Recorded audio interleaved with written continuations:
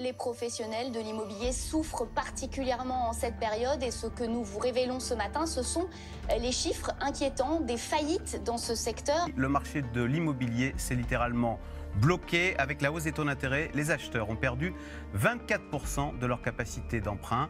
Depuis le 1er janvier dernier, les passoires thermiques sont interdites à la location. Sont concernés les logements classés G au diagnostic de performance énergétique, le DPE. Nous venons de connaître une année 2024 avec des baisses des prix de l'immobilier d'environ 2 à 3% en province et 3 à 7% à Paris selon le type de logement. C'est la fin de l'année qui a sauvé l'année 2024, très clairement. Si je regarde le seul dernier trimestre 2024, le volume de ventes dans l'immobilier ancien, il progresse de plus de 20% sur un an. Plus de 20% sur un an. C'est énorme. Vous allez me dire qu'est-ce qui s'est passé? Baisse des prix, baisse des taux, évidemment. D'autre part, les taux ont baissé, mais pas non plus énormément. Ils étaient à 4,2 en moyenne en janvier 2024 pour des crédits de 20 ans contre 3,3 pour la même durée en décembre 2024. C'est une baisse d'environ 1%. Cela va permettre à certains acheteurs de renégocier leur crédit. Bonne nouvelle si vous avez acheté une maison ou un appartement ces derniers mois. En 2025, vous allez pouvoir renégocier votre taux d'emprunt à la baisse. Mais ça reste très loin des taux ultra favorables, proches des 1% que l'on a connus il y a quelques années. Le marché immobilier est en crise depuis quelques mois et cela va continuer. La France s'enfonce toujours plus profondément dans la crise du logement. Alors comment analyser la situation actuelle? Le but, c'est de toujours avoir une vision pragmatique des choses, ne pas céder à la peur et au chaos que l'on voit dans les médias où rien n'est nuancé. Ils parlent tous de crise, de prix qui baissent, de taux trop élevés sans jamais rentrer dans le cœur du sujet. Ils restent en surface pour alarmer les Français et leur faire peur. Quoi qu'on puisse en dire, ce climat négatif fait que beaucoup de personnes se désintéressent de l'immobilier. Au contraire, quand le marché allait bien, le climat était plus positif, tout le monde parlait d'immobilier et les gens passaient massivement à l'action. Lors des années 2020 et 2021, l'immobilier avait le vent en poupe et des personnes qui ne se seraient jamais lancées d'habitude ont investi dans l'immobilier. Le nombre de transactions, toujours inférieur au million, était justement ces deux années-là de 1,2 et 1,1 million respectivement. Ces investisseurs non aguerris se sont ensuite désintéressés du marché et le nombre de transactions a chuté pour finir fin 2024 aux alentours des 750 000 transactions sur l'année. Alors, de quoi on parle ? Beaucoup de personnes prédisent un effondrement du marché de l'immobilier qui est soi-disant trop élevé en termes de prix depuis des années. On parle de bulle immobilière qui devrait, selon certains, exploser en 2025 avec des taux de crédit encore assez hauts et des prix qui vont enfin dégringoler après déjà plusieurs années de baisse. Pour te parler de ce sujet, j'aimerais tout d'abord te rappeler mon parcours perso et en immobilier. J'ai 8 ans d'ancienneté dans l'immobilier aujourd'hui et lorsque j'ai commencé à m'intéresser à l'immobilier en 2017, tout le monde disait déjà que l'immobilier était trop haut et que les prix allaient baisser drastiquement. On avait déjà pas mal de gourous qui pensaient prédire l'avenir du marché. Lorsque j'ai acheté mon premier bien, à ce moment-là, j'ai acheté à 1 000 € du mètre carré mon premier studio. Et c'est dingue à dire aujourd'hui, mais à l'époque, beaucoup de gens me disaient que ça allait baisser. C'est sûr, c'est vraiment dur de se remettre dans ce contexte, mais je vais essayer de vous le retranscrire. J'avais réellement peur d'acheter un bien à 1 000 € du mètre carré. Il y en avait beaucoup à vendre à ce prix-là. Ce n'était pas une affaire extraordinaire, mais quand même passable. Je savais que j'avais un bien qui allait être rénové, que j'avais fait des bons calculs pour être rentable. Mais malgré tout, j'hésitais tellement, la conjoncture me prédisait que ça allait mal se passer par la suite. Et je sais pertinemment maintenant, avec des années de recul, que ce schéma se reproduit chaque année pour chaque nouvel investisseur débutant. Pour chaque ville, chaque région, chaque période de l'année. Il y aura toujours quelque chose qui ne tourne pas rond. Et pour ma part, on me parlait de crise immobilière, de baisse de prix, d'augmentation des taux. Alors que les taux étaient à l'époque de 2% environ. Et ceux qui me disaient que ça allait augmenter ont vu derrière que les taux sont descendus à 1%.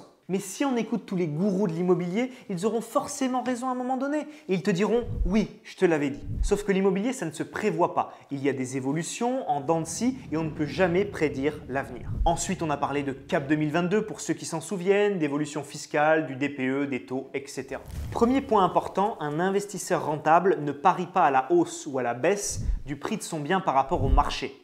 Celui qui fait ça est un investisseur qui ne s'y connaît pas, qui achète sur un coup de cœur sans analyser les chiffres. La seule métrique importante à la fin est la valeur de ton bien tout compris sur le marché. Exemple, si tu fais 100 € de bénéfices sur ton appartement chaque mois pour ton premier investissement, c'est déjà très bien pour commencer. Mais tu dois t'assurer de faire bien tes calculs. Et pour cela, je t'offre un calculateur de cash flow qui est 100% offert. Tu as juste à cliquer dans la description pour le télécharger. Si tu achètes un bien immobilier 100 000 €, tu fais à peu près 30 000 € de travaux, puis avec les frais de notaire et les frais annexes, tu montes à 150 000 € et que c'est son prix sur le marché. Tu le revends demain pour X ou Y raison, tu n'as rien perdu. Et ça, c'est l'erreur que font beaucoup les débutants. Ils achètent un bien au prix du marché, mais quand on ajoute les frais et les travaux, le bien vaut moins sur le marché que ce qu'ils y ont mis. Enfin, si jamais tu t'es trompé dans tes calculs, que le bien vaut moins cher théoriquement sur le marché et que les prix baissent et que finalement tu as mis 150 000 dans le bien et qu'il vaut 130, c'est pas grave. S'il te rapporte de l'argent chaque mois, tu t'enrichis quand même. Et même si la valeur de ton bien est inférieure à ce que tu dois à la banque,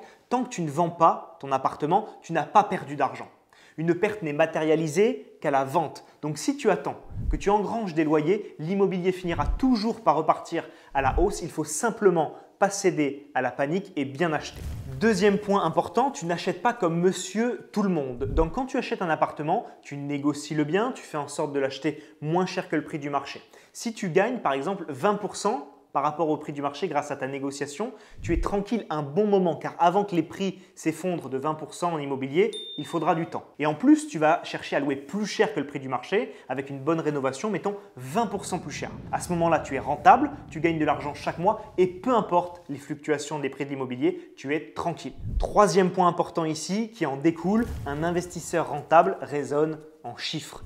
Tu dois faire en sorte de vérifier l'équilibre financier du projet et d'aller encore plus loin et de faire du bénéfice tous les mois. Comment? En ayant des entrées d'argent supérieures à tes sorties d'argent. On s'en fiche du coût du crédit ou du taux. On regarde l'effet de levier qu'on peut avoir ainsi que le cash flow de notre investissement. Peu importe l'argent qu'on donne à la banque, tant qu'on est à l'équilibre financier ou encore plus avec du cash flow positif chaque mois, on s'enrichit, on crée de la bonne dette et on rembourse du capital. Tant que les calculs de cash flow sont bons, on n'a pas de problème. Donc encore une fois, regarde dans la description, je t'ai mis à ta disposition un calculateur de cash flow complètement offert. Si maintenant on regarde un petit peu la morale de tout ça, il y a toujours un parallèle entre les prix et les taux. C'est toujours un équilibre entre les deux. Quand les taux sont très bas, les prix de l'immobilier en général sont très hauts et inversement. Est-ce qu'il va y avoir une baisse des prix?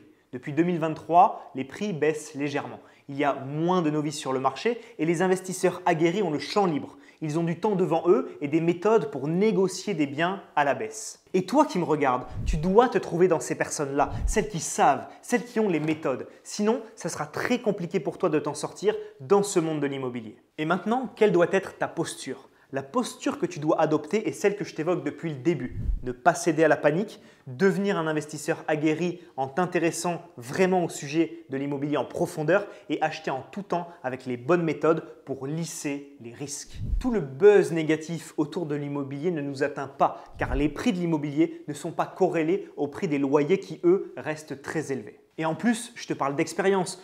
Tous mes biens immobiliers achetés ces 6-7 dernières années ont pris beaucoup de valeur. Si on revient à mon premier exemple de mon premier bien, il a fait x2. Donc même si on voit des baisses de 10, 20, 30%, ça ne m'impactera pas du tout. Et aujourd'hui, avec un peu plus d'âge, de sagesse et un peu moins de cheveux sur le caillou, je m'en rends compte. Je me rappelle très bien de 2017, mes débuts dans le salariat, mes premières recherches immobilières. On me disait que le marché n'était pas favorable. Je me vois bientôt arriver en 2027, ça fera 10 ans que je me disais est-ce que c'était la bonne époque pour investir? C'était il y a 10 ans et bien sûr que c'était une bonne époque. Mais c'est la même chose cette année. On est en 2025 et tu me dis est-ce que c'est une bonne époque pour investir? Regarde en 2035, on se dira 10 ans avant, c'était le top pour se lancer dans l'immobilier. Il faut te lancer sans attendre, sans avoir peur des crises X ou Y, car en immobilier, le temps joue pour toi. Mon but, c'est de t'inspirer et de te montrer comment faire pour investir en tout temps, être rentable et ne pas être impacté par des potentielles crises. Alors, est-ce qu'il faut attendre ou acheter? Quoi qu'il arrive, si tu respectes ce qu'on a dit dans cette vidéo et tout ce que tu vois sur ma chaîne YouTube, tu seras gagnant. Fais parler les chiffres avant tout. Les taux sont-ils trop élevés pour investir aujourd'hui? Non. Au final, je pense qu'il est préférable d'investir maintenant que d'attendre.